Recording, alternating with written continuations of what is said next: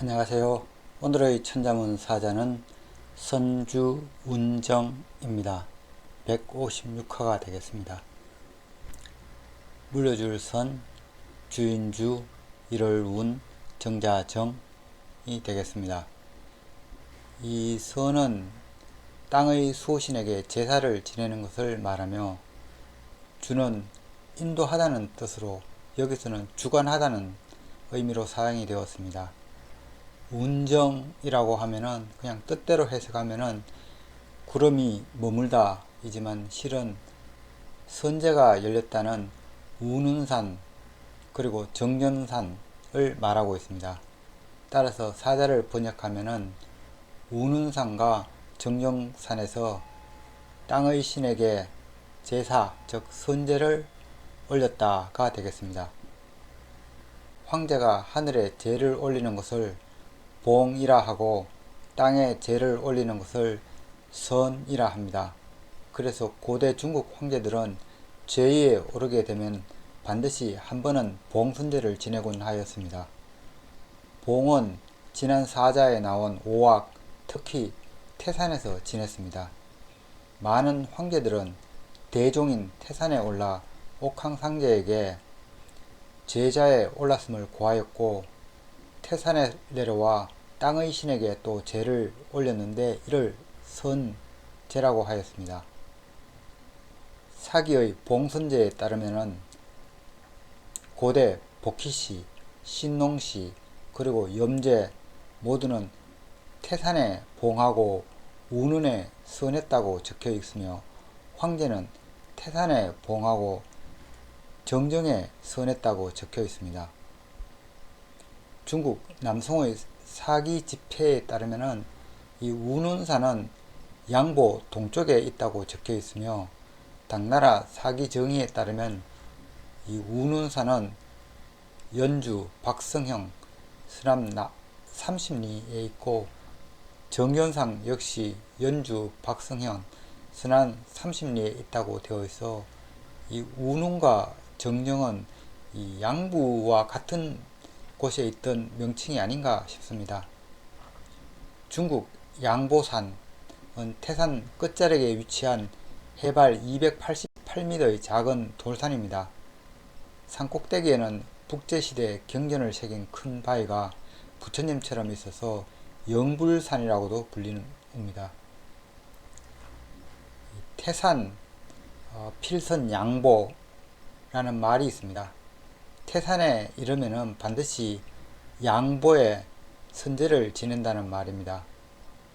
사기 봉선서에 따르면은 진시황은 28년에, 한무제는 서한 5년에, 광무제는 건무 32년에 모두 태산에 올랐다가 내려오는 길에 양보에서 선제를 지냈다고 적혀 있습니다.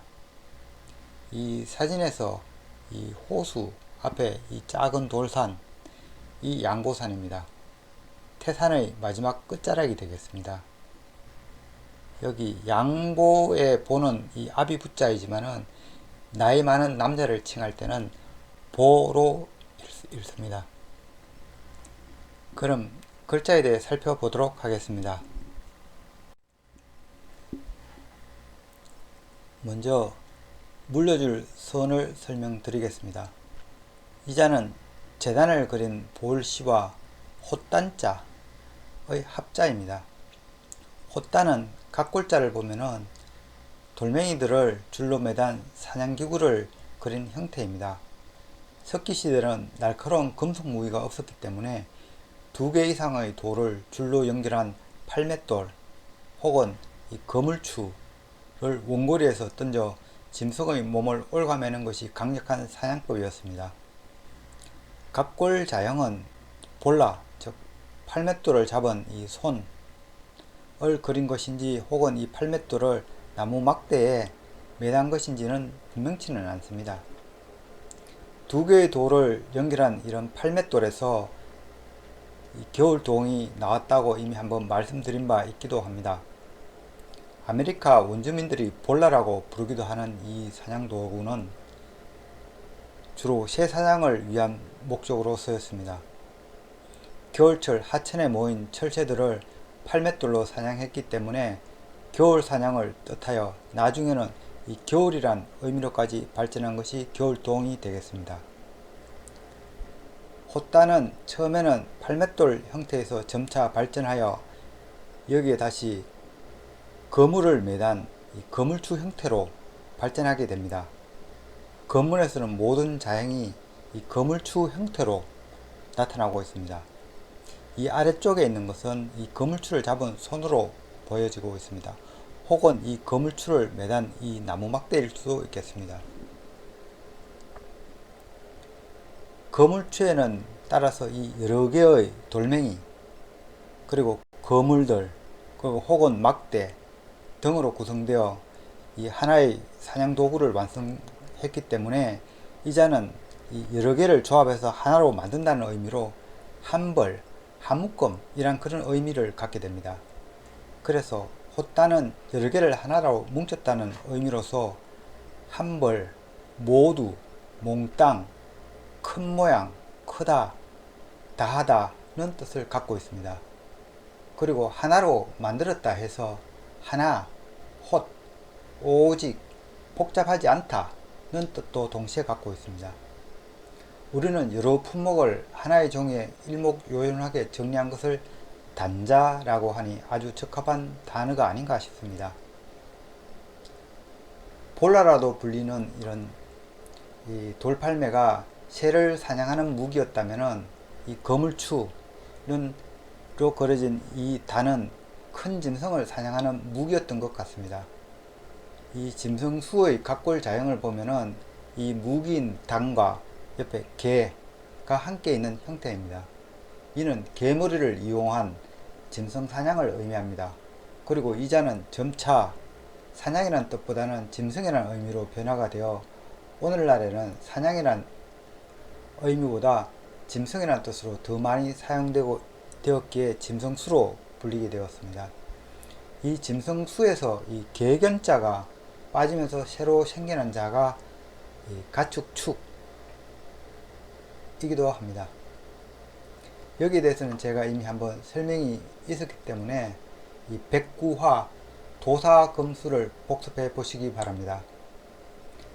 그러나 이 원래 단은 이 팔맷돌 혹은 거물추에서 나왔기 때문에 투척물이란 그런 속뜻이 있습니다.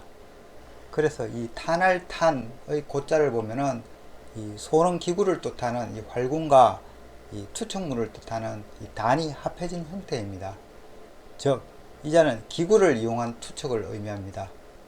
그래서 탄할을 쏘다라는 그런 의미를 가진 것이 이 탄할 탄자가 되겠습니다. 따라서 소전에서 보이는 이 물려줄 서는 이 제사를 지내는 재단을 뜻하는 이 보울시와 호딴자의 합자입니다. 결국은 호딴자는 하나로 홀로라는 그런 의미이기 때문에 혼자 제사를 지내는 것 혹은 혼자 영적 수행을 수행하는 것을 의미합니다. 따라서 서는 이 황제가 홀로 이 산의 정상 제단에 나아가 신에게 제를 지내는 모습을 연상시켰기 때문에 황제의 봉선제를 뜻하는 자로 사용하게 됩니다. 봉선제는 황제가 하늘에 새로이 자리를 물려받았음을 구하는 의식이었기 때문에 이 서는 그 의미가 봉선, 물려주다, 전수하다, 양유하다, 선의하다, 바꾸다는 의미가 있습니다. 또 홀로 이렇게 자리를 잡고 있다 해서 영적 수행을 행하다는 그런 의미로까지 발전됩니다. 그래서 선, 좌선, 선종의 의미가 있으며 자리를 잡다, 틀을 닦다는 의미가 있는 것이 이 선선자 혹은 물려줄 선이 되겠습니다. 다음 자는 주인주입니다. 이 자는 임금왕과 여기 획이 하나 있는 점주자가 결합된 형태입니다. 주인주의 각골자를 보면은 이 나무가 있고 이 나무 위에 불꽃이 피어오르는 모습입니다. 이는 이 나무 횃불을 그린 것으로 판단됩니다. 따라서 청동 무기에서 비롯된 임금왕은 이 주인주와는 상관은 없습니다. 건물은 이 불꽃 하나로 그려져 있으며 이것이 일반적인 표기 방식인지는 분명치가 않습니다. 워낙 이 글자의 이런 예제가 없기 때문입니다. 소전으로 와서 이 횃불은 촛대처럼 그려지고 위에 불심이 올려진 모습입니다. 그래서 이 자의 원래 의미는 이 불이 타오르는 이 심지를 뜻하는 상형 문자라고 합니다. 그러나 점차 이 불이 주위를 환하게 밝힌다는 그런 해석에서 새로운 뜻들이 생겨나게 됩니다. 주는 그 의미가 길을 밝히다, 밝은 곳으로 이끌다, 주관하다는 의미가 있습니다. 이는 우리에게 바른 길을 안내하는 자라는 의미로도 해석이 되어 이 우두머리, 임금, 하느님 등의 뜻을 갖고 있습니다. 또 가장 밝은 자 또는 가장 주목받는 사람이라는 의미로 당사자, 이해관계자, 주인, 임자, 결혼 상대란 뜻도 있습니다. 또 원래 이 자가 불의 심지라는 그런 의미였기 때문에 이 심지가 뜻하는 가장 중요한 것, 주되다, 주관적인, 이 본연의 또는 자신 등의 뜻도 있으며 이 불이 가지는 밝히다, 혈이다는 뜻도 갖고 있는 것이 이 주인주, 심지주가 되겠습니다. 그렇다 보니 원래 뜻하였던 이 심지라는 그런 뜻은 오늘날에 조금 많이 희미해졌습니다. 그래서 소전에서는 이 변에 이 불화자를 넣어 이 불의 심지를 뜻하는 심지주를 따로 만들어 사용하고 있습니다.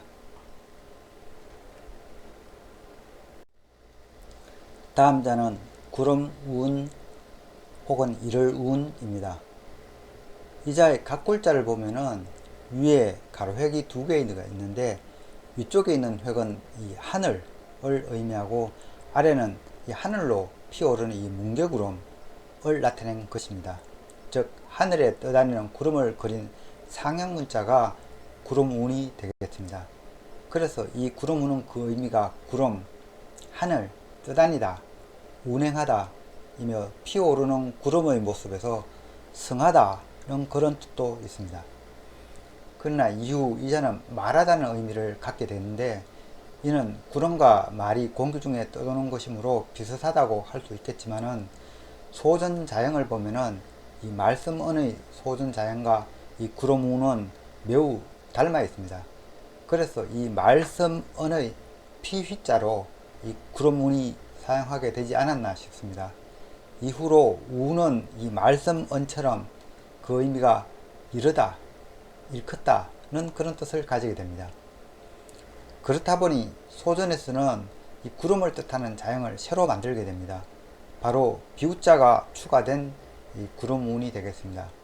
옛날에는 기상현상이 비와 관련되어 있다고 보았기 때문에 비우자를 기반으로 한 이 기상 자형들이 소전에서 많이 생겨나게 됩니다. 이를테면은 서리상, 안개무, 이슬로, 우레진, 서리상, 번개전, 눈설, 구름운 등이 그러한 경우들이 되겠습니다. 오늘날에는 중국에서 간자체가 이게 널리 보급되면서 원래 구름을 그린 이 자형이 구름운으로 다시 애용되고 있기도 합니다.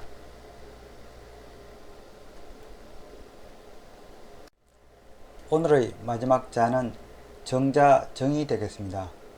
이 자는 돼지머리 해, 입구, 덮을며 그리고 고물의 정의 합자로 되어 있습니다.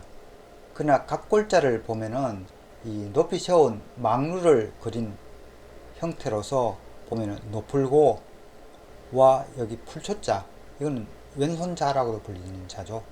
의 합자로 되어 있습니다. 즉 이 풀이 하나 그려진 이 풀초자는 이 풀과 왼손이라는 그런 두 개의 뜻을 동시에 갖고 있는데 물론 오른손을 뜻하는 또자가 따로 있지만 또자는 이 자형이 각골 자형이 조금 우측으로 좌측으로 조금 기울어진 형태가 되겠습니다. 높을고는 높다는 뜻을 확실하기 위해서 나중에 이 들어가는 입구가 이 단 아래에 있는 형태로서 이 입구를 그린 이 입구자가 하단에 추가가 됩니다. 정자정에서 풀초자는 이 높게 지은 이 집이 마을이 아닌 이 풀, 즉 초지, 황야에 지어진 것을 말합니다. 그래서 이자는 이 길가에 홀로 세워진 높은 집으로 해석되어 지나가는 과객이 머무르는 여인수, 주막, 역참이라는 뜻을 갖고 있습니다. 그래서 이자는 머무르다는 그런 뜻도 동시에 갖게 됩니다. 혹은 이 높은 산에 이 높이 지어진 집이라는 그런 의미로 이 정자, 우뚝 솟다, 한가운데 라는 그런 뜻을 갖고 있습니다. 또 이자를 풀초가 아닌 이 손으로 해석하기도 해서 이 손으로 이 집을 높이 세우다는 뜻을 갖고 있습니다. 그래서 그 뜻이 발전해서 정은 세우다, 기르다, 양육하다는 뜻도 함께 갖고 있습니다. 그런데 소전자형은 그 이전 형태가 잘 제대로 전달되지 않아서 이 풀초자가 이 모정자로 오기가 됩니다. 이 모정자는 이 고정하다는 그런 뜻이 있고 이 자형의 형태가 좌우로 균형이 맞춰져 있어 이 정자정은 또 새로운 뜻이 생겨나게 되는데 바로 이 균형을 이루다는 뜻입니다. 그래서 정은 균형을 이루다, 균등하다, 알맞다는 뜻이 이 소전에서부터 새로이 나타나게 됩니다. 한편 정이 가지고 있던 이 머무르다는 뜻을 좀 더 별도로 나타내기 위해서 이 소전에서는 여기 사람인이 들어간, 즉 사람이 머무르다는 그런 의미로 사람인이 들어간 머무를 정이 새로 다시 만들어지게 됩니다.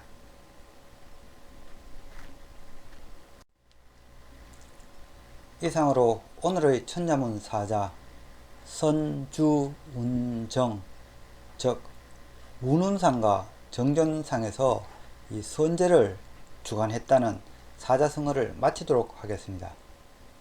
중국 역사에서 국가 예식으로 봉선의식을 시작한 건 한무제 때라고 하며 그 뒤 선제 때 확립이 되었다고 합니다. 사마천의 부친 사마담은 태사령이란 직책에 있었으면서도 한무제의 봉선의식에 참석하지 못한 것을 평생의 한으로 여겼다고 합니다. 사기에 적힌 부친의 유언은 다음과 같습니다. 천자께서 자리에 올라 태산에서 봉선의 예를 행하였으나 이에 참석하지 못한 것은 나의 천명인 것 같다. 내가 죽고 나면 네가 태사가 될 터이니 내가 기록하려 했던 것을 절대 잊지 마라 가 되겠습니다. 하늘에 제사를 지내는 천재는 한반도에도 있었습니다. 강화도 만이산 산정에 가면은 당군 왕검이 하늘에 제를 지내기 위해 설치하였다는 높이 5m의 참성단이 있습니다. 참성단은 이 평평한 자연석을 쌓아 만든 것이며 이 기단은 이 원형이고 이 상단은 네모꼴입니다. 이 사진이 이 만이산 참성단을 나타낸 것이며 이 전국체전 성화를 체화하는 의식을 지금 보이고 있습니다. 시청해 주셔서 감사합니다.